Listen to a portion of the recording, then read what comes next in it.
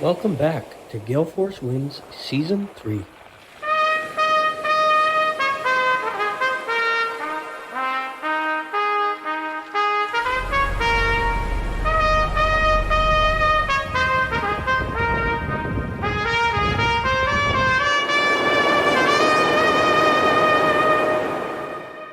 The Gale Force Wins podcast is proudly sponsored by Newfound Marketing, a digital marketing agency located in St. John's, Newfoundland. Visit our website at newfoundmarketing.ca to find out how we can help your business grow. Newfound Marketing, a complement to your marketing team. And welcome to another edition of Gale Force Wins. And here we are right in the East End of St. John's. I'm Alan Dale. With me as always, my good buddy Jerry Crew. How are you, Jerry? Doing well. We're in my basement studio where I spent a lot of time on Zoom.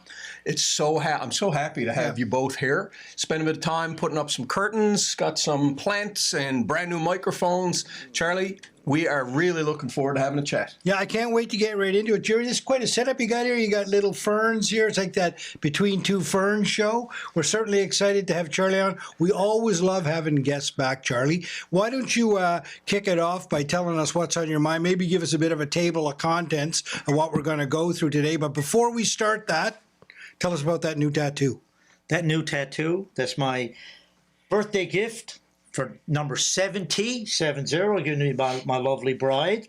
And it is in memory and reflection of my mother, who, when I traveled all over the world, collected rosary beads for her. So this is her soul and spirit on my right arm. What a lovely story to kick it off. Let's give us that table of contents. What are we going to talk about? Well, first of all, it's great to be back. The last time we did this was early COVID. I was sitting in my house.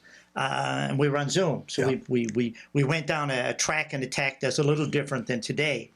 So when I was invited to come back on this one, my thoughts are more along, what do people need to hear? What is something that's my essence and is so essential that we can pass out? So 70 years of, call it wisdom. And I think we can summarize it pretty simply, that people would like to live longer with a much, much better quality of life. And at around the time we did our last dialogue, I went down the wormhole of studying epigenetics. And epigenetics is a really fancy word, and what it really means is the focus upon our biological age versus our chronological age. Okay. So the calendar, we have no control over. The calendar dictates that I am 70 years old. But my biology might say I am 55 to 60 years old. Epigenetically. So I'd like to explore some of the findings I've had in that. And I'd like to lay some groundings, because every time you and I say something, we can diametrically oppose on our perspectives. So I'd like to say, first of all, what gives me the credibility to be able to make these comments? Where am I coming from? And then from there, we can build upon it, and you guys can throw it at me. Sure, yeah. Have at her. So background-wise, aside from my crazy business life, parts of it brought me into the world of metaphysics. And metaphysics is that part of our life that most males have great difficulty understanding and appreciating. It's to see it, feel it, smell it, touch it piece. And that was, became a part of my life early on. At 16 years old, my 15-year-old brother passed away from appendicitis. I began to be asking myself back then, what is there more to life? Is there more to life? And that stayed with me as I progressed through my teenage years, 20, early entrepreneurs and onwards. Through that cycle of growth and development, I created crazy businesses, such as a metaphysical bookstore, Bennington Gate. I was involved in chiropractic clinics and ultimately owned 2 to 3 to 4 of them. I actually had a vitamin supply store. I created a fitness center. So I was brought into that world of natural healing, of health, of promoting health, versus the other side of it, which is a reactionary approach to health or a sickness model. Right. And we'll come back to that. Academically, aside from the business stuff that we all do at university, I've gone off on a very dark highway and went out and got into therapeutic touch, Reiki, Qigong. I actually have a designation at a higher level of integral life coaching. And the integral life coaching is something that's important, and we're going to take one tenet out of that before we start talking. So integral coaching is founded in integral theory. The proponent of it that most people will know will be a guy named Ken Wilber.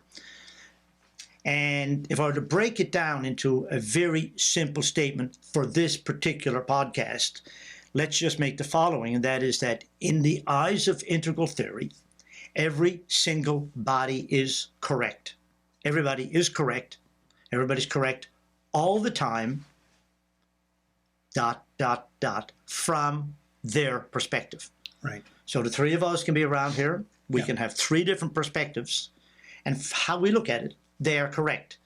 You're looking over my shoulder one direction, I'm looking over yours. We have totally different views from where we sit. Both of them are 100% correct. But I don't know what's behind me. You do. Yeah. So life is like that. So if we start dialoguing and debating and giving, I guess, the results of studies from Harvard that may be different than those of Yale, we have to understand our world provides us to have differing perspectives, different opinions. We can disagree. Mm-hmm. The interesting thing about integral coaching, and metaphorically the way I look at it, if we get to coach some people or individuals, relationships or businesses that have diametrically opposed perspectives, they're on the dance floor looking at each other, we could probably get them dancing. Can't guarantee I'll get them waltzing. Okay? So that's that's basically where. So as I did my deep dive into epigenetics, ageism, gerontology, I was being drawn back into the basics of life about what is it that makes us healthy. How do we stay healthy? How do we make ourselves fit?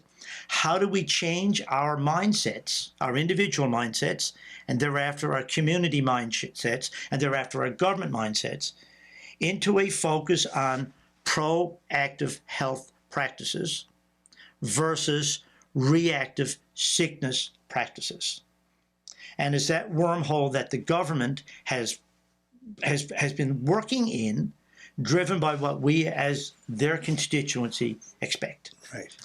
So that's a grounding for, the opening dialogue. I don't know if you want to throw anything from that part. Yeah, a couple of things there. So when did you start the deep dive? Was it many, many years ago or more recently that this was brought to the forefront again?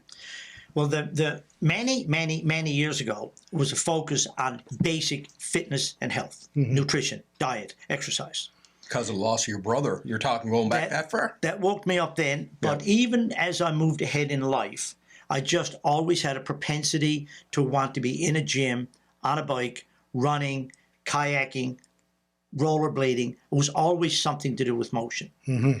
But to narrow that down, at around the days of COVID, and probably just before that, the idea of gerontology, the concepts of ageism and all of the positives and negatives around it, the awakening of the epigenetic field, which in my opinion, I would suggest has really just blown up in the past 10 years. Can I stop you? Epi. What? Just define that prefix so I'm understanding. Epi wouldn't be able to tell you. How about an EpiPen? I don't know, single point. Okay. But epigenetics is your biological part of your body. It is, I guess, what makes us up is our molecular piece. It's our cells, our matter, and so on. The idea, jury back to it, is when I started researching it, I discovered that there was an infinite number of books, podcasts. The better universities were promoting it. There are characters out there, and I'll call them that because they're entertaining, as you two are, to your constituency who are watching you. But like a guy like David Sinclair wrote a book called Lifespan out of Harvard.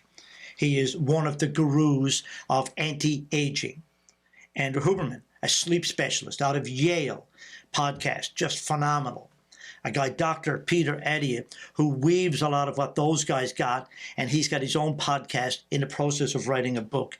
And it's focused on what do we have to do to be healthier human beings and extend our lives at the same time. Right. And it's the balancing between those two that we want to have. Neither one of you want to live to be 120 years old and not be of sound mind your last 30 or 40. Right. Okay. Neither do you want to go out like a bug in a windshield today or tomorrow. No. But the idea is, how do we take this temple called our body and make it better, make it stronger, make it last longer, have it so it doesn't have disease, have it so it doesn't cause me to go to a hospital or a doctor unless something drastic happens.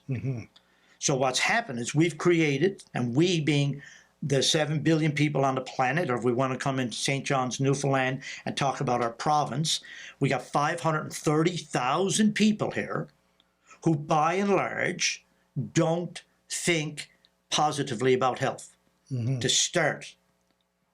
Now, that's a powerful statement. It is, it is. Would you say they don't think about health? You're saying they don't think positively about health.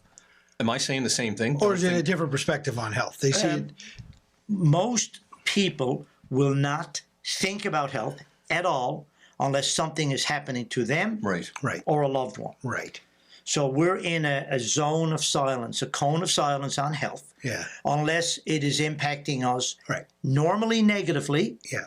and directly, or someone we love or someone who's close to us. Yeah.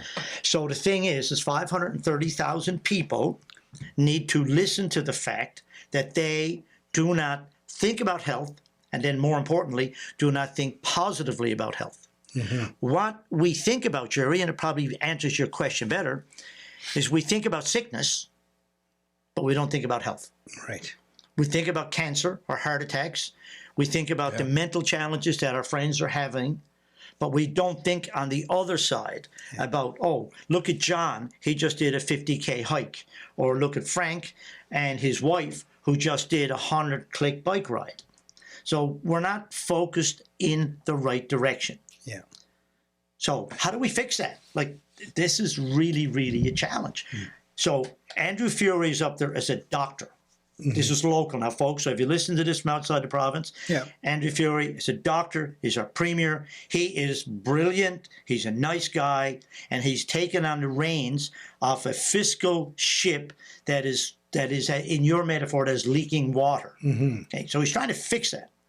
And in a budget that this man has to deal with, he's got $9.5 billion, of which $3.6 billion are wrapped directly towards health and healthcare. Right. And we don't talk about the education piece, which we should weave together, because education is directly correlated with health. If we could teach our kindergartens, grade 1s and 2s, positive, proactive approaches to life, we would have less sickness later on. And that's a fact. 100%.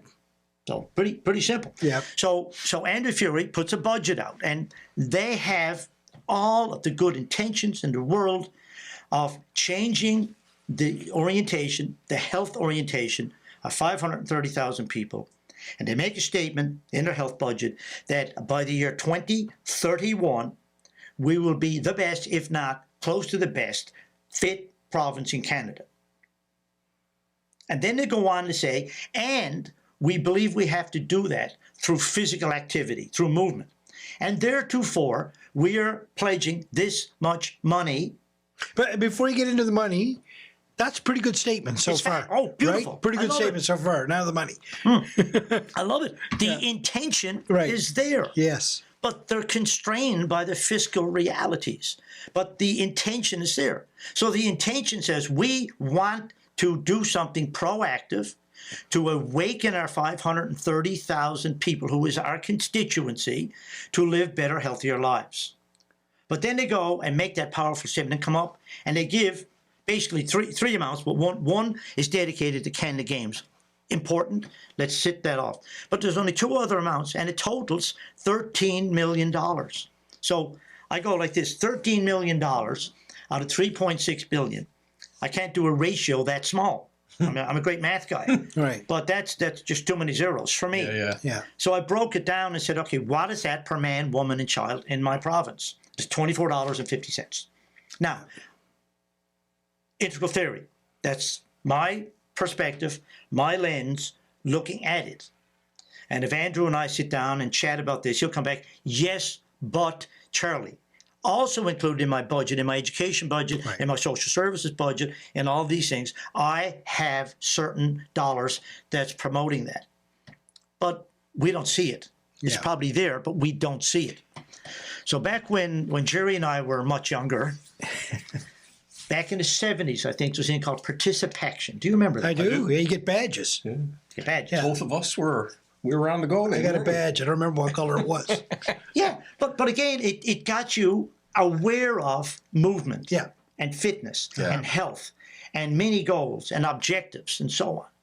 But we're not getting that today. No. So I'm not around the educational system, but I am sure that there's teachers in classrooms who are crying out for help to do something, and they're restricted by the dollar bills. We got phys ed instructors, both in all levels of schools, who are crying out saying, give me more time, give me more facilities, give me more resources, and I can work with the kids better to make them better, stronger. We can start in kindergarten and grades 1 and 2 and teach basic, simple things like, oh, I am going to show you how to do a physiological sigh. And a physiological sigh takes 6 seconds to do, and it relaxes your brain, and it changes your body a little bit. It's a physical way to control your brain.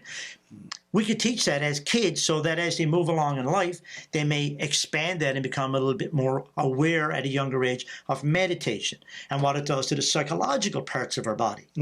Because as you go down this highway, you do realize there's an intercourse happening between the physiology and the biology, between the psychology and the biology.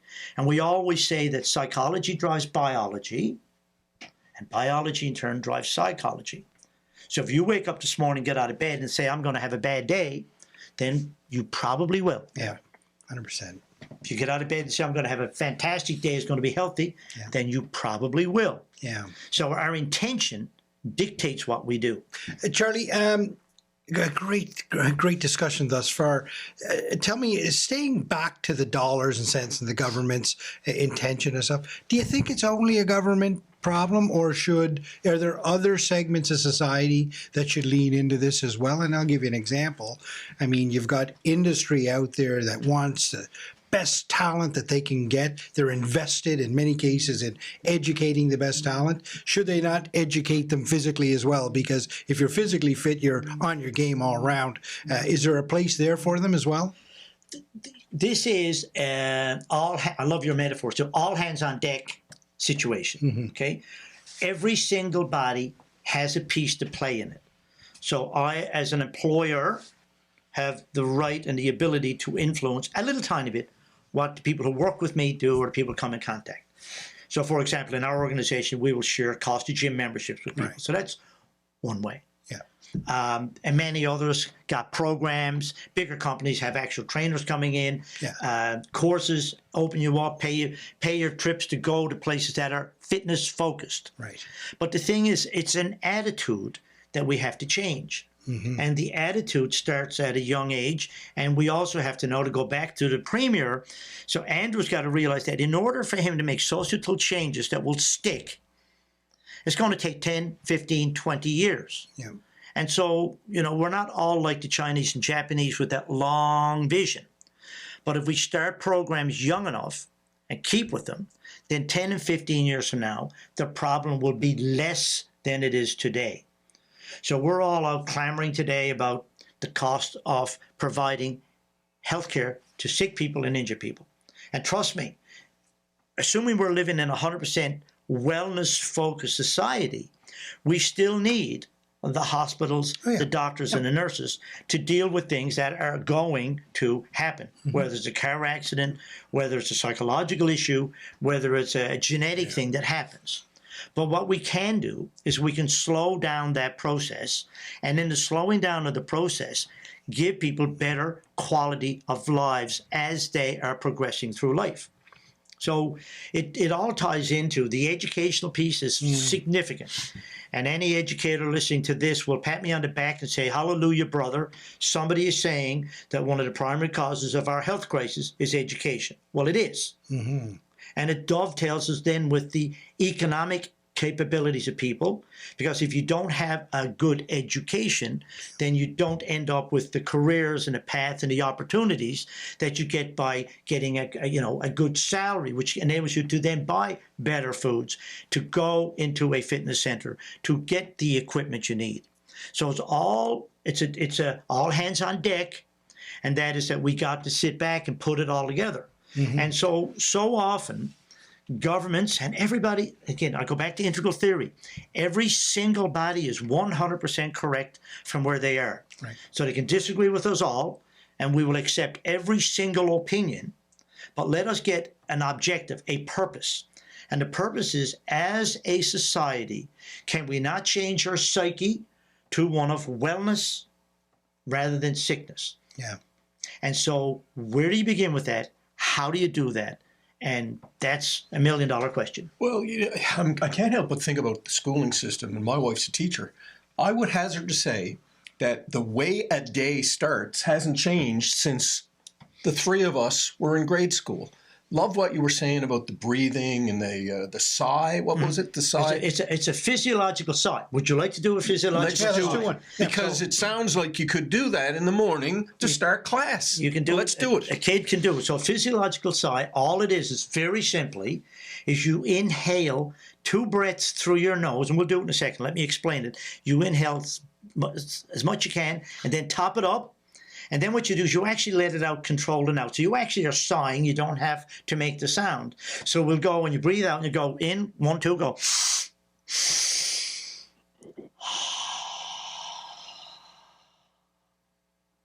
That is a physiological sigh. And do 2 or 3 of them. And what we are doing when we do it, we are controlling our brain waves. Let's do this together. And this might be a great spot for a sponsor to come in. Oh, this Right, is this could be the spot, but sponsor it. Let's go, Drew. yeah, just go.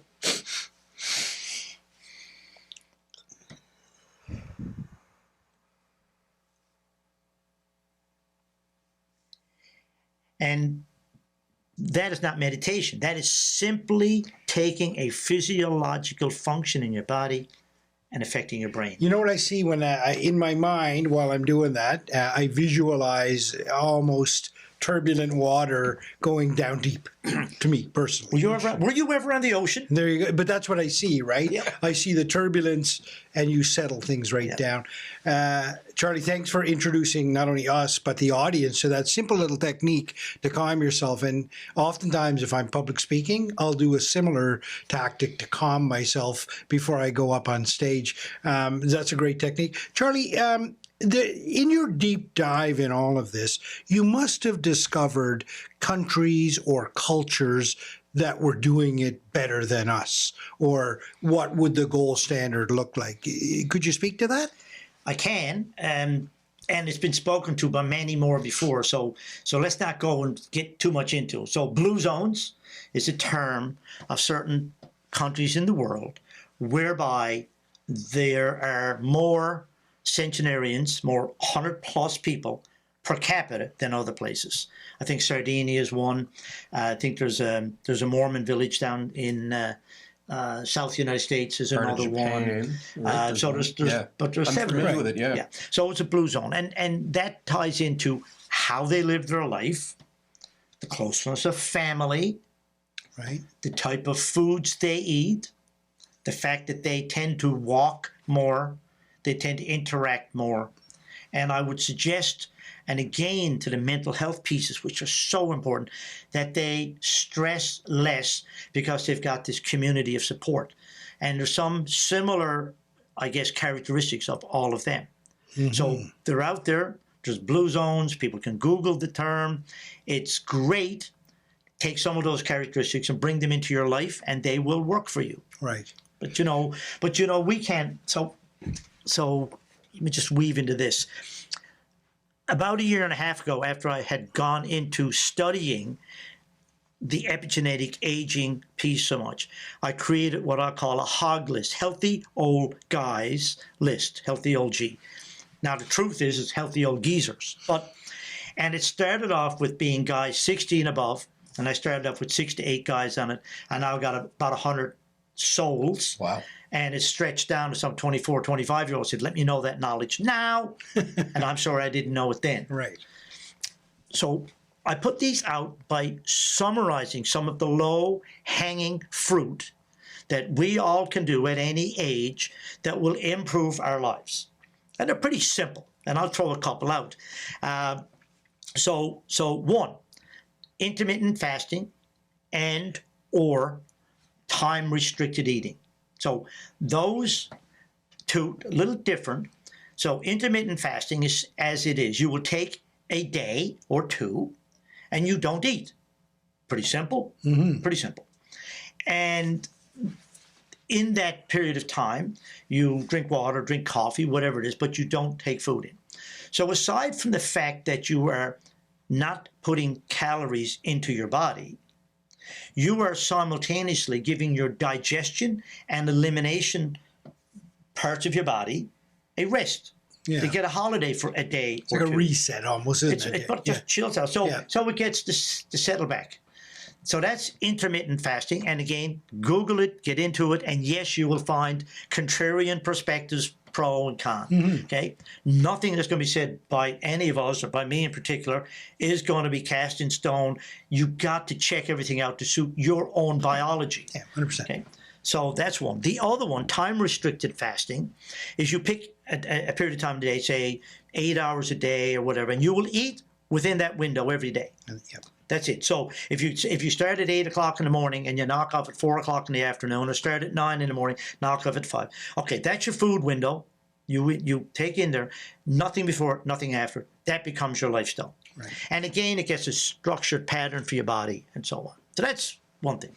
The half-life of this stuff here called coffee is probably 12 hours. So you don't want to be ingesting coffee after 2 or 3 o'clock in the day. It will disrupt your sleep. And that doesn't mean you will not sleep. It means it will disrupt your sleep, your deep REM sleep. Talk about sleep. How important is it? Phenomenal. So, and the best resource that I would put out right now is Andrew Huberman. Google him, follow him. I think he's out of Yale, and I think he runs sleep labs, Is that right? and he's into it. So Ariana Huffington's got a lot going on with sleep as well. She does as well. She collapsed actually at a meeting. That's how she ended up doing it. Interesting. She was only sleeping 4 hours a night. Yeah. So we all should be sleeping, on average, 7 to 9 hours. Okay. Andrew Huberman will talk to you about the importance of being awake in the morning and being visually looking at the sun lighting up our world. With or without, in Newfoundland, we don't get to see the sun often, with or without the sun. Yeah. But to be physically out there, not through a pane of glass. But he is pretty cool on it, does phenomenal podcasts, as you guys do, but it hits that topic. So sleep, critically important. Right. Movement, move. Before we go on, I want to touch on sleep. Let's do it. I've done a bit of reading on it, and I have a 15-year-old who's struggling a bit to get to sleep. What do you do?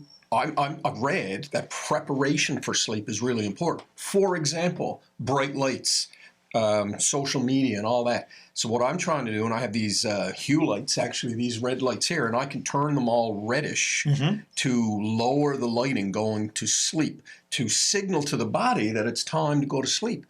Because it's important, and I struggle some nights, partly because of the coffee, but if you have bright lights right up until 11:30, and then you try to shut it off, have you touched on any of that studying at all? And again, go back to Huberman. He runs you through a lot of that. Right. So you prep yourself for sleep by shutting down electronics as much time as you can before you do. So hour, 2 hours for sure, shut it down.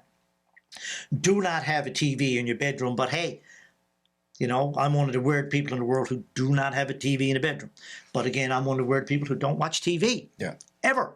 But that's part of my... You've been consistent on that point for 30 years that I've known you. Oh, yeah. So I am eclectic in that I do not subject myself to a TV.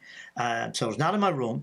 But even to have electronic devices in your room, if they're there, try to cover the blue light and so on. So the idea is to get yourself dark.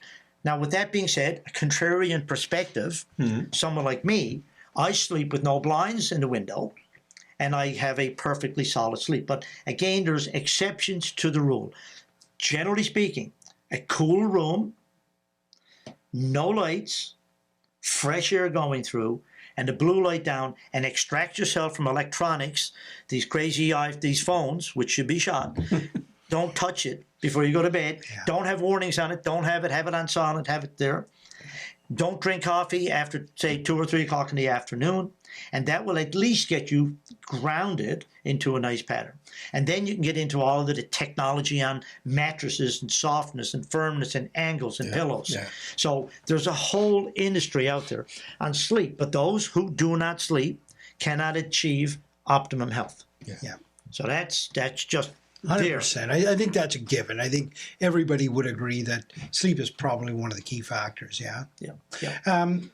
So let's get into movement. Talk about that. Yeah. So the movement piece is essential for the human being. So I put out my Hog newsletter 2 days ago, and in it I sort of I wrap a bunch of things for people in it, and it's probably a good way to answer this.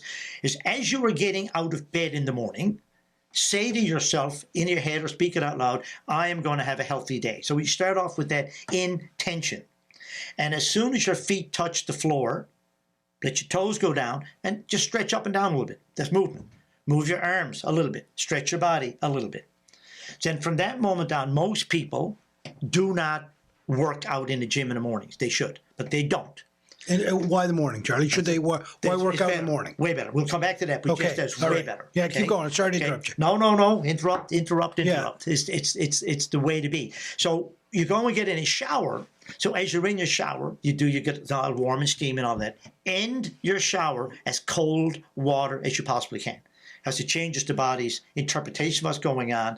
It moves it into a little fight or flight. It says, I don't like this, but it does wonders to the body. So you come out of the shower, you get dressed, and you're going to go to work. For those who work, you're going to carry on your day. Mother's taking care of kids. So what you do for yourself, you don't have breakfast. We do a little micro, and you go to the office. Most who go to buildings that have elevators, skip the elevator. So unless you got 10 stories, then say, I'll walk up 3 or 4 flights. Right. Jump into an elevator for the rest of it. I sit at my desk, and for every time I make a phone call, I'm standing up, walking around. I am moving. It keeps me standing. And for those who've been in the office environment for the past bunch of years, have seen the growth on desks now that are giving you the option to stand up while you're working. All kinds of science on the importance of standing versus sitting. So you come home from work, you take your dog, your wife, your dog, your cat, whatever, and you go for a walk, and you go home and you have a great supper.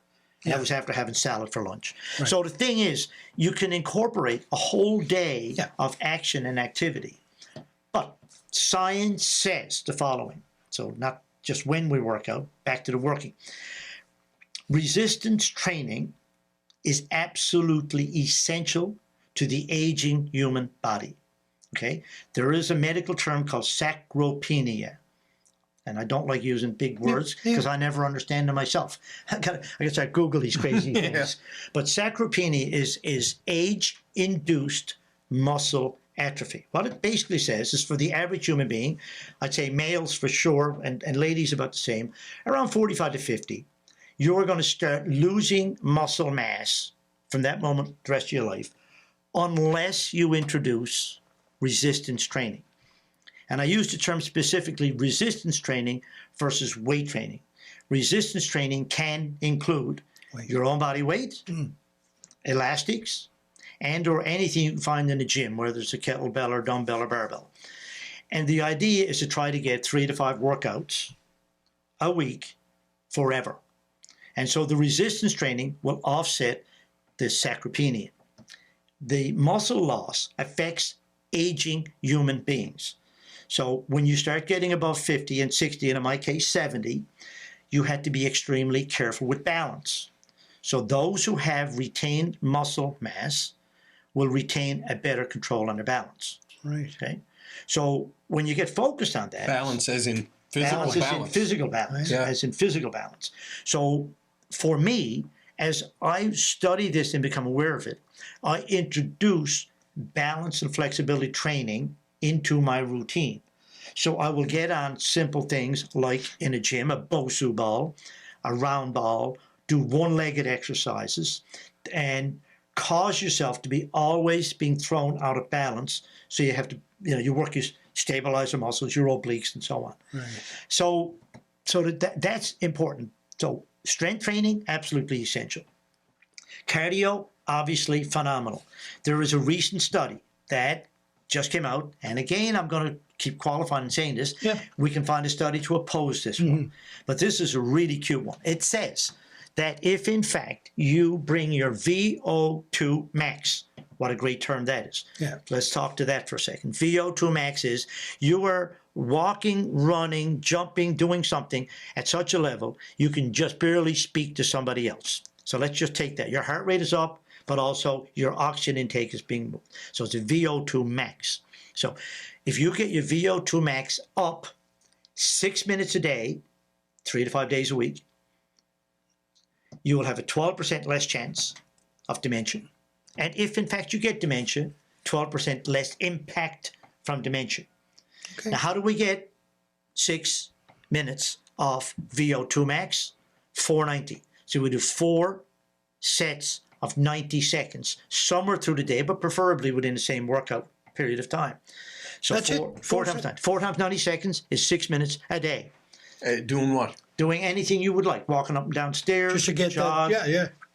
kayak, ski, rollerblade, whatever it is that works for you. So that gets your VO2 max up. So that's another aspect of it.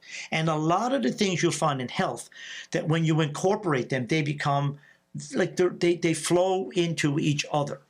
Like they have great stabilizer muscles, and how you work out in the gym and to do planks in the gym, for example. Well, I'm going to do a set of dumbbell push-ups on a flat bench. When I take a break from that, I can drop down and do a plank. So you can flow these things to one after the other. Right. So the thing is you got strength training, you've got cardio. These are the essence of being. Then you've got food and nutrition, and we've mentioned sleep. And if you get those working together in harmony, then you will have a better quality body. Notwithstanding, genetics still has a massive play on it. Right. But you might give the genetics 5 years more before they slap you if you are healthy. Yeah. Right? Yeah. Question, sorry. Go ahead. On the food, when we were in Hungary recently, the conversation, if you remember, Alan, was around having lunchtime meals that are fairly large. And the lady that said that, that's a thing in Hungary, was that we don't eat in the evening big meals. That helps our sleep, which I found very interesting, a cultural thing that really stuck with me. And now every time I eat fairly big in the evening, I think about that lady. Anything that you can offer on that kind of ideology? See, I agree with that. Like your bigger meal, if you're going to eat a big meal, my lifestyle has been have it towards the middle of the day rather than in the evening. But here comes another thing in that, and try not to eat after 6 o'clock anyway. Right. So the idea is to have food digested and through your body by the time you lie down and go to sleep. Yeah. So like I would go back that way. And we can live on 2 meals a day comfortably. 100%. Like when we were in school, we were always taught the following: man, get up, have a big breakfast. Yeah. Gotta have your breakfast. Don't skip breakfast. Science today, skip breakfast, but make it up. Back in the day, eat eggs. Then we went through a period of don't eat eggs because they said eggs will put the cholesterol that's in the eggs into your body. Well, now science says it's extremely hard to ingest cholesterol into your body, and eggs are now the great vitamins thing that you should have. Everyone should eat eggs today because unless you're allergic to them. Yeah. So the dialogue around the fitness, the food, the intake is phenomenal. And we're having this dialogue now. How cool would it be if a grade 2 teacher was having a similar dialogue? Yeah. A grade 8 teacher was having a similar dialogue. And I'm doing that because then all the nurses and doctors who will listen to this say, wow, brilliant. Because if that happened then, we would probably be dealing with more serious issues and not some of the smaller things that we deal with. Yeah, I agree with you, Charlie. I'd love to have this as opposed to how a bill became a law, right? I mean, we all had that one in school. So this is a much better conversation. But back to my question, why work out in the morning? Why is that so important? For those, okay, again, two schools of thought. My school of thought is that is you got nothing else on the go. Your body is clean. Your body is empty. I don't put any food in my body before I work out. So I will go in and drink water only. Coffee? No. Nothing. Okay. Nothing. Water while working out. Right. Now, there are those who will go in and ingest, different supplements while they're doing it. But I find my body works out better before it puts food in it. And the routine is I'm in there 5 mornings a week. I've been doing that for 30, 40 years. Okay. 6:30 in the morning, and I work out, and I come back out of that, do the shower, in the cold shower, and I skip breakfast a fair amount, and so probably 2 to 3 mornings a week I'll skip breakfast, and I'll do an intermittent fast usually 1 day a week. But like the science around it, I can't support it to you, except there's a big preference for those who weight train. And it becomes habitual. There's no excuses. Right. If you and I were going to go and have a workout 5 o'clock today and you get a phone call 4:45, it gets canceled. Right. The probability of getting interrupted, I get out of bed at 10 after 6 in the morning, and I'm in the gym 6:30 every morning. Right. Okay. And to put it in perspective, so again, and we should not be saying for my age, like that's ageism at its finest. 100%. And the interpretation of aging as a disease is something else that is now becoming a new dialogue, and that's fodder for another day, another session. But the thing is, to put it in perspective, I turned 70 in November. I finished last year with the following stats, which is interesting. I pedaled 8,800 kilometers. I posted 840 workouts on an app we use called Strava. So that's 2 to 3 workouts a day. And a workout would be either in a gym, a walk, a hike, a snowshoe, a rollerblade, a kayak. It could be any number of things. And people come to me and they will say, well, Charlie, like, geez, you got so much energy. Where do you get the energy? You get energy by expending energy. And so the cycle feeds itself. So you get to go along in life, and I was doing this when I was 40, 50, 60, 70 today. And when someone talks about, oh, geez, that's pretty good for your age, well, I do have a very nice, colorful response because it's irrelevant. My age is irrelevant. Sure it is. The muscle fiber in hair is probably, if we took it out and did a biopsy, could be 35 years old because it is being destroyed and replaced so often. Yeah.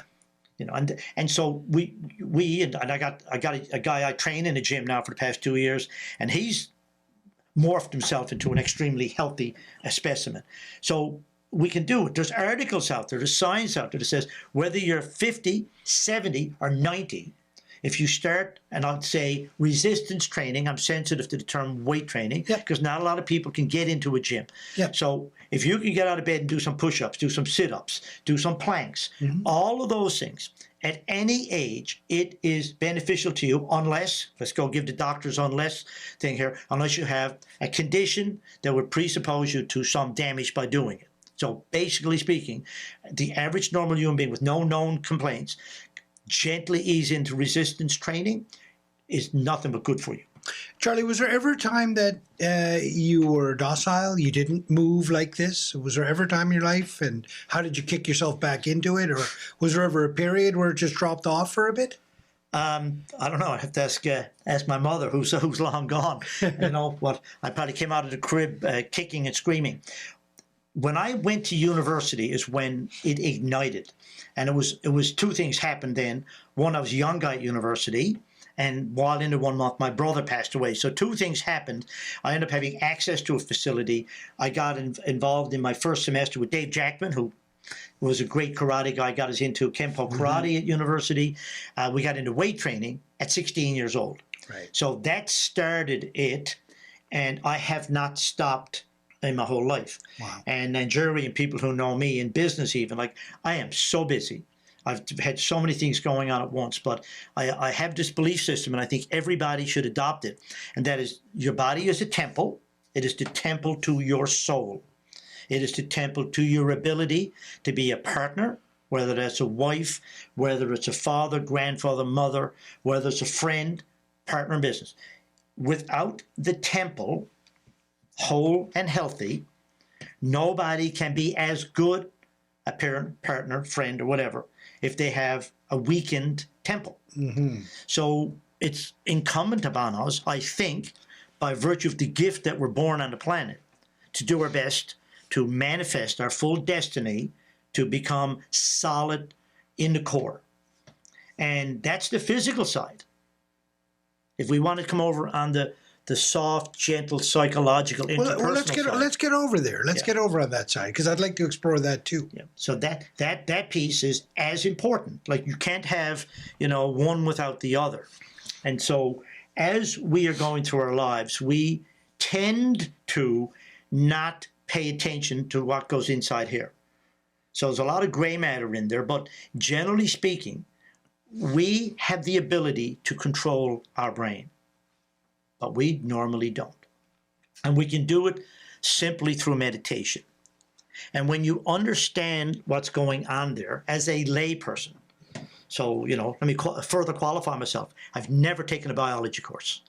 But I probably read as much as most on subsets and fields of it. I did one. That makes me an expert. There you were. You're the expert in the room, okay? Well, in this, Will you correct him as he goes? In this room, you get full marks, man. 40 years ago, I did that. So let's do this simply. And I got a great graph on this that if we can flip it over, you might show it up later. But we principally have 4 brainwave patterns in our brain, okay? And they're called beta, alpha, theta, delta. Fast, slow. I won't go and give the waves. When we're in beta, we are living our lives. We are in beta here today. We're firing on all cylinders. We're wired up. And while we are in this mindset, this beta level, we cannot be highly creative. We cannot ponder life because we're too active. So in order for us to be creative and to get to know ourselves, okay, we have to take the brainwave patterns from fast to slower. We don't want to go all the way down to delta because that's sleep till we go into rapid eye movement, which brings us back to beta. Sorry for confusing everybody. So when we slow our brain waves down, we can enter a place that's gentle. Okay? So when I meditate, or for the Catholics who do the rosary, they are meditating when they do the rosary, as are the Buddhists when they do their chanting. But what they're doing when they go there is a whole bunch of things happen at once. So one, we're taking the beta waves down into alpha and theta. That's one. The other thing we're doing when we meditate is we are slowing our heart rate down. Okay? And we're slowing our breath down. So when you meditate and when you are in that meditative zone, you are able to jump in between a heartbeat, in between a thought, in between a breath. So when you go in between those, you are then in that meditative place, okay? You are like, it is peaceful. And when you are there, you are with you. And only then. So it's the silence of knowing who you are. And it gets pretty hard and pretty detailed. So when you are doing a Buddhist chant and you go and make the sound, Om, you are helping guide yourself into that zone. And so whether you meditate for 5 minutes or 55 minutes, it's relevant, but not that significant. It's to quieten yourself down. So what we have in our world is noise. And so, again, not being an expert on mental health, but being very passionate to it, is I think that there's too much noise for people to get grounded.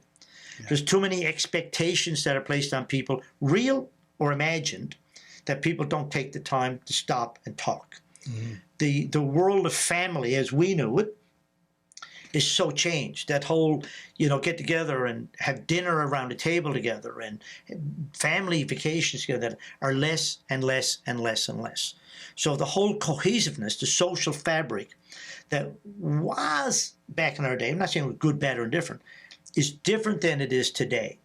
And I'm finding from the young kids that I'm around and I see around at 20, 25, 30, 35, is that they're lost. Yeah. They don't have purpose. They don't have the ability to say, okay, I want to do this and set a path to it. So they're meandering. And again, solutions to that I don't have an idea on. Just, hope that they got good interactions with parents. Charlie, we have a lot of business people that watch this podcast, and you're a very successful business person. When you're engaged in business, I find like the passion can be overwhelming. Yesterday is a good example. Alan and I went to Argentia. 7:10 a.m. we were on the road. We interviewed 7 people. We heard such incredible stories. Guess what I did when I came home? I got on that computer till 20 to 1. So I'm an example of someone who shouldn't have done that. But I'm so passionate and pumped by the day and the optimism and all that. And like so you hear that from entrepreneurs all the time. How do you control that? Like, what did you do to continue the consistent morning workouts, despite the fact you had payroll to meet? Yeah. Well, you know, let's make $1 million question and a fantastic question. And let's delve into it because it gets into lifestyle that everybody has a choice. You have a choice. So when I started my business, I had already adopted the belief system, the fundamental belief system, that I had to take care of my temple. So I may stand to be corrected by Paula, the love of my life, but I don't recall a sick day. Right. And I mean, I don't recall a sick day. Yeah. Not because I got a short memory. I don't know it. Did I have self-induced Tylenol requirements some mornings? Absolutely. Did I miss work because of it? No. Yeah. So the idea is that if you are going to excel at something, if you want to build a great house, you want to build a house that's going to last for 50 years, then you start by building first of all, you get an architect, someone to design it, lay it out right, intend it, make it happen, but you're going to build it with quality. You're going to focus on the structure. So the infrastructure of your house is as important as what people see. Mm-hmm. So what we as business people and human beings put out there, the clapboard on our temple, is called ego. Mm-hmm. And our ego is in a battle with us all the time. So people want to say, you're successful. Well, how do you know? Yeah. How do you know you're successful? What? Because I made $1 million or $10 or $20 million? Is that success? Why not 500 million? Mm-hmm. It becomes irrelevant. The question is, what is your purpose and why are you doing it? Right. And so once you get that and stick to it, you got to say, in order, and we chatted on this earlier, in order for you to keep the pace going and keep the quality of what you do going, you have to both stay physically, psychologically, mentally, spiritually, morally healthy. All of those got to come together. So Martech's business, my businesses, always had integrity, ethics, and morals were the cornerstones. Never, ever give up on a family member or a family event. Back in the early days, you come to work with us and you have a soccer game with your kid on a Thursday afternoon at 3 o'clock, and I knew about it, and you're in the office. I'm sort of saying, well, why are you in the office? Yeah. This is what's more important here. You do not get the chance to go back and watch your kid playing soccer at 3 o'clock on Thursday afternoon. But if you're doing a bank reconciliation, well, damn it, you can do it. Take it home and do it, even back then, or come in at night and do it. I don't care. Yeah. But be at the events that count in your life. Don't miss them. And so you create those aha moments with your children, your loved ones, your family, your friends. So you got to say, what's more important? And, you know, we've all heard it. The day that someone puts a box over you and they're putting you in a grave, and your last words are, oh, damn. Geez, I needed 1 more hour to do that edit. You know, you're right, Charlie. And you, throughout this entire conversation, you've used words like family and friends and things like that. Those are important to your health as well, to have that social construct around you. Can you talk to us a little bit about that? Well, that's why we're on the planet. Like why do we live in community? Why are we living in St. John's, Newfoundland? Why not just go isolate ourselves? So we are creatures of relationships. If you sit down and talk about a cornerstone of your life, are the friends you have, the family you have, the interactions you have. And they are like if I'm going to pump up my bicep, then I also got to pump up my relationships. And what does that mean? That means I have to reach out. I have to proactively go after them. I have to drop a note to my friend and say, listen, I'm going to go somewhere Saturday. Do you want to go? Or I got friends out in Vancouver I see once a year. I'm back and forth to them. What's going on with your life? Where are you? So you make a deliberate deliberate, focused effort to keep in touch with everybody. But you also got to be there for them when they need it. And you also got to be there for them when you sense they need it and they're not talking to you. Yeah. But no one stands alone. And the wonderful thing about life is that, I don't know if anybody ever had a negative thought about doing too much for anybody. I don't know. Like, we'll always sit back, like we go to a restaurant and I am the worst guy to go to a meal with in a restaurant because I, according to everybody, overtip. And the reason I overtip is because my heart and just passion goes out to those wonderful souls who are on their feet all day long, busting their ass, working hard, especially gone through COVID. Yeah. And they bring out something to me, and it might be a little cold, or it could be exceptional. Like, that person had no influence on that. They take so much crap from so many people that I'd say, I'm over-tipping. Yeah. That's just who I am. And I've never, ever, not once. Now, if I left and I didn't give enough, that'll plague me right here. Yeah. Okay? So the thing is we as human beings need to be giving to our friends without the expectation of something in return. We have to be there for our friends, do stuff. Like people say, well, geez, you never had to do that. I didn't need to do it. I want to do it. Mm-hmm, mm-hmm. So if we go into the whole just mental health issues that we have today, I mean, every single person listening to this, all of us included, have got some friends, someone around us who are challenged, who are struggling. And we love Bel Canda's, Let's Talk program. But at the end of the day, we're not there yet. We're still not there. Like if you broke your arm, you have a heart attack, you got cancer, you're in hospital, myself and Jerry go and visit you, talk to you, and everyone's all cool. Right. You go up there, you've had a psychological issue happen, and you're brought in the hospital. People are going, shh. Right. Where's Alan? Where's Alan? Oh, he's just in the hospital for checkup or whatever. Yeah. We still skate around it, and people put negativity around it. Like, like quote unquote, and if I can use a nice French word here right now, I am fucked up, quote unquote. Mm-hmm. Okay? I am not normal. Fact. And everyone who heard me say that, look in the mirror and say it to yourself. Yeah. We are all different from each other. We all have idiosyncrasies. Yeah. We're eclectic and eccentric. We all are. We're all different. And thank God. Right? And thank God. Yeah. Paula is a twin with her brother. Yeah. They are diametrically opposed on a lot of things and identical on others. Yeah. But we have to accept that.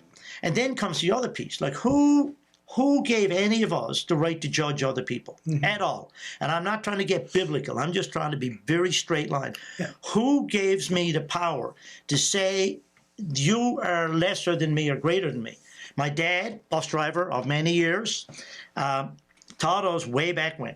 He said, you remember this all the time.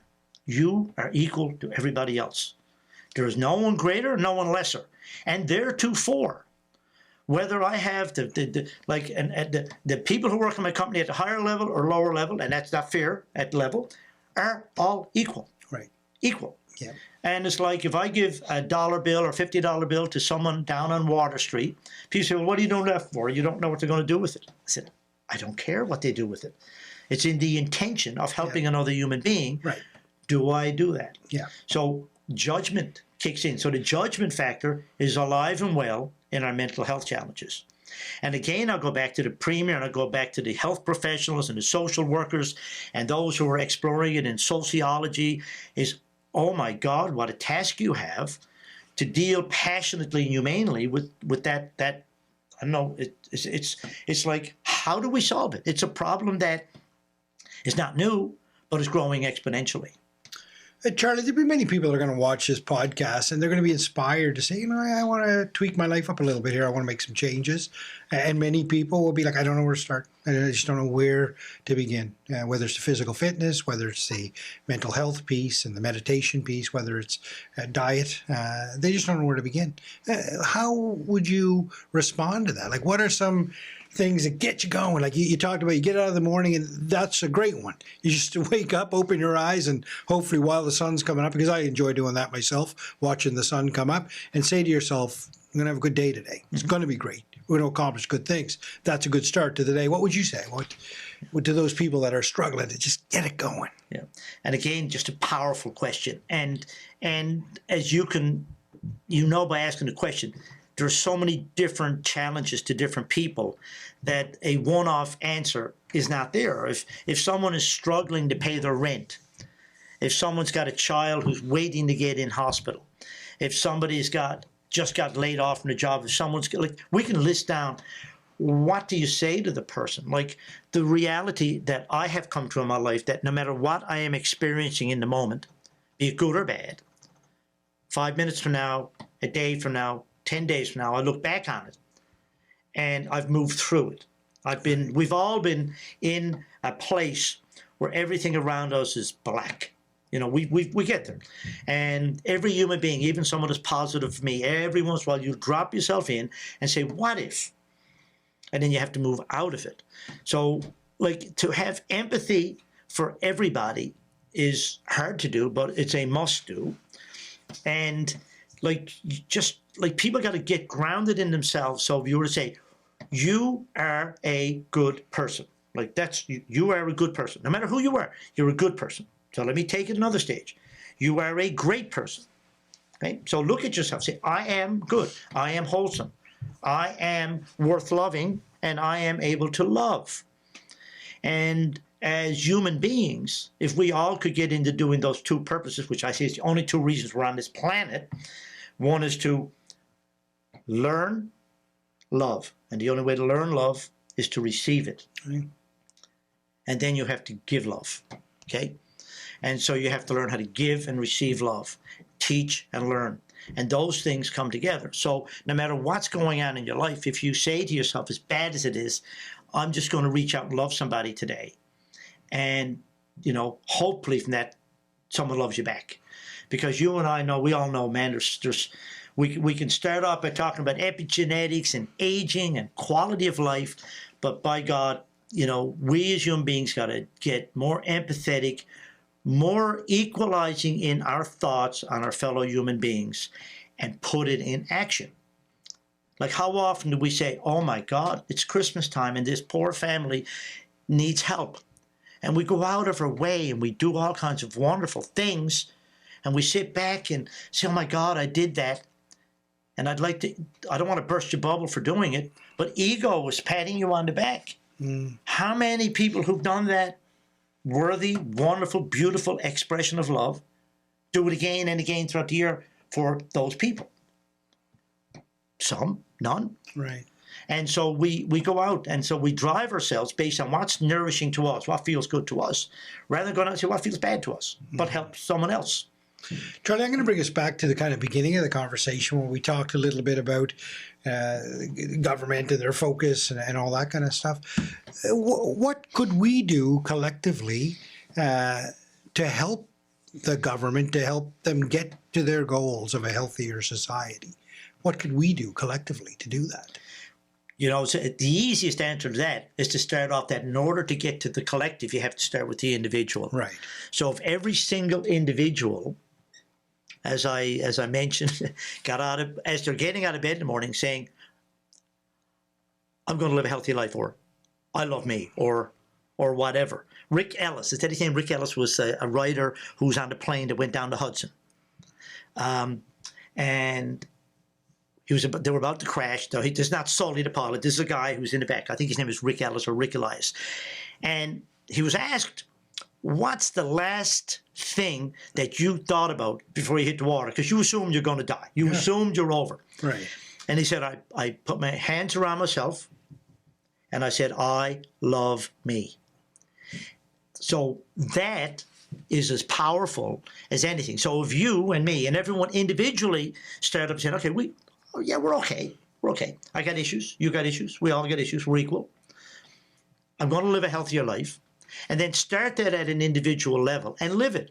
So if, in fact, you started, the process of moving more and talking more and expressing it and sharing it with your friends, as I've been doing for years, like you influence people. So there's guys around me who actually, and I hate using weight as an example, but we're bigger souls.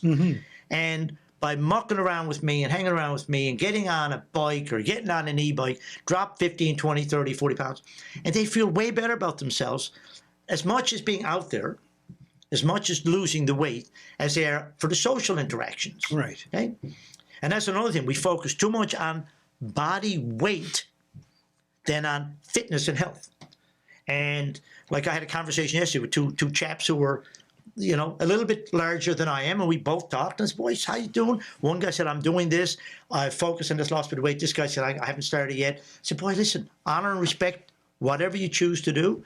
Lots of options out there. Yeah. So come back to it. So how do we change society? First of all, it takes time. Got to start young. Got to start with everyone. So every single person makes a change. So if you can collectively do that, it's great.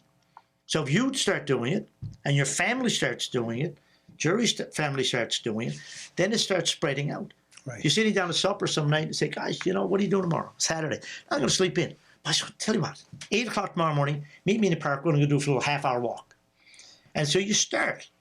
So that if people move more, they are usually socializing more. They're usually talking more. And while we talk about the fact that in order to get a fitness membership costs you money, listen, we can always walk.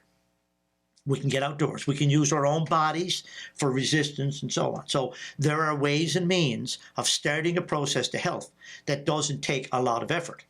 That's what's great about soccer as a sport. It's not a high price point to get into it. Right. You know. Yeah. But changing society is such a challenge because we have moved ourselves into such a judgmental approach to life. And it's me or you, not us.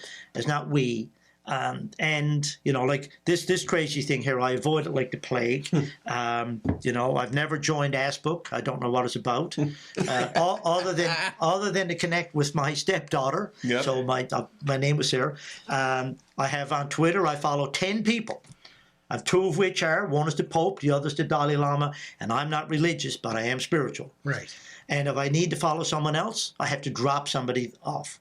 You get a limit of 10. I limit to 10. Okay, I invest no time in it. Yeah. I have no newspapers, no magazines, no radio, and no television in my life for about 30 years. And people say, well, how do you know what's going on in the world? And my question back is, do I need to know, first of all?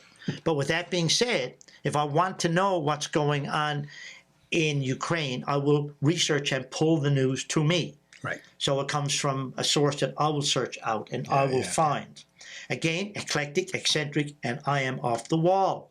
But that's okay. I think more people are moving you towards your way. Oh, yeah. Right now. Yeah, right? craziness does win.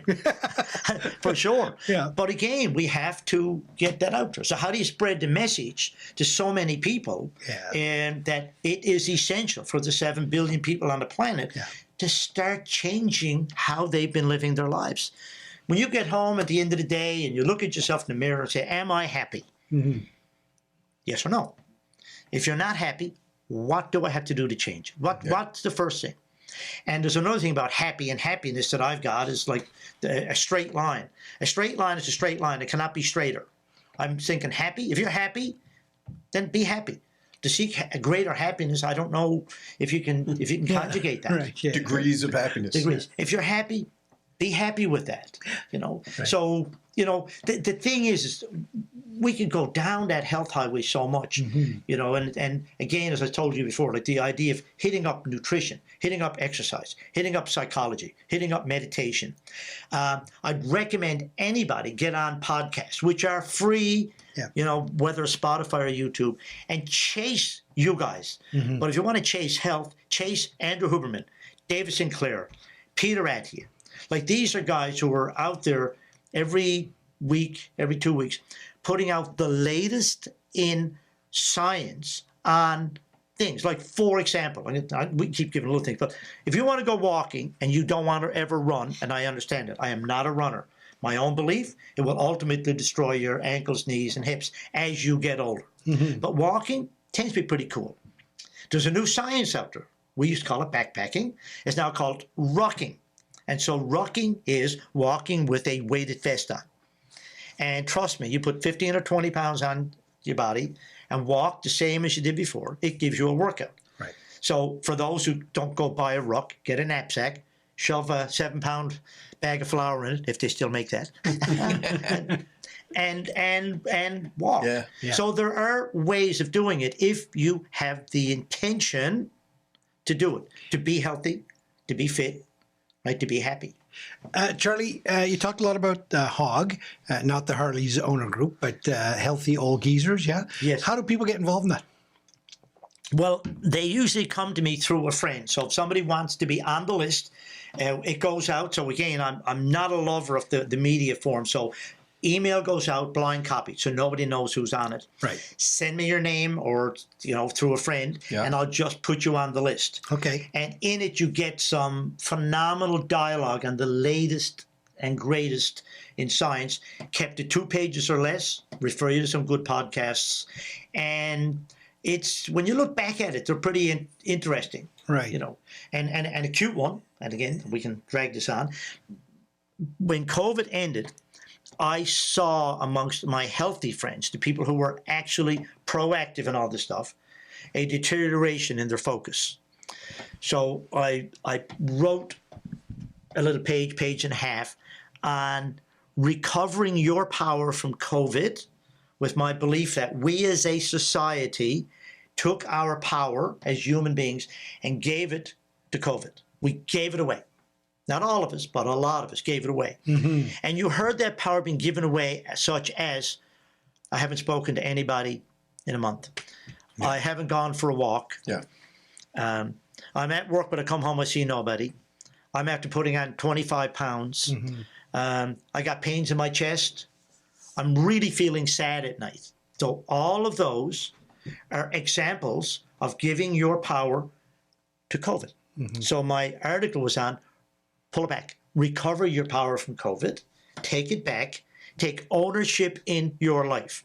Stop blaming it on something or somebody else. So the fact that you don't go for a walk is your choice. Right. It's not the fact that your children need this, or your wife needs this, or whatever. You can structure your time where you can do that. Right. We are the masters of excuses. Yeah. Human beings. Here, and I say it to you again, if you're going to keep this wonderful podcast going and it dominates you, then what will happen is the temple will deteriorate. One of you will end up with, and I hope it never happens, will get sick or broke or something, and you got to put it on hold for 3 months while you recover, rather than proactively, 1 hour a day, saying, man, I'm going to walk or hike or play squash or do it. And that way, the temple is solid. And I'd make a bet the quality and longevity would be there. Charlie, yet another fascinating conversation, and we're going to get you back. So I need you to either tease us what's going to come next, or get back to us on what that might look like. Yeah. Well, let me give you a last story. So I took Paula's son, and I take him. He's 30 years old now, and he's actually studying master's in sociology at Dell. So he's knee-deep into the academic. And believe it or not, what do you think he's chosen as his focus is this whole aging, epigenetics, and so on, healthy aging. Right. I took him on a trip a while back because I love doing one-on-one trips with these young men, because it's only there that you can connect. On one of these trips, we were in Moab. We were single track biking. And we went Moab. So we're in Moab. So we're at Utah. We're in Utah. Moab is in Utah. Okay. So it is trail biking. Yep. So, he was 25 at the time and I was only 65. I was a young man at 65. He leaned over this canyon and he looked down, and it just went forever. And he came back, sat on a bench, and started crying. Tears. I said, what's up? He said, I never, ever, ever felt as small in the universe as I do now. And so from that, I wrote, and I'm also a poet, 2 books and all this stuff, but that's neither here nor there. He said, and this is the teaser. Okay? We are but specks of dust in the storm of time. Well, that's a wonderful way to leave it. And I look forward to exploring maybe a little bit of poetry as we get into the next podcast on Gale Force Wins. Charlie, it's been an absolute pleasure to have you on the show. a second time. We look forward to the third. If people can't find inspiration in this conversation, they're not looking. I'm telling you that. I know Thanks, one thing. Chris. I'm going to make some alterations. Despite the fact there's so much positive happening in my life, I'm letting a few things slip. Yeah. So time to fix that. Second time I've said this, world needs more Charlie Oliver. Thanks very much. Thanks, gents. Thank you for tuning in to Gale Force Wins. That's Gale Force Wins, WINS.com.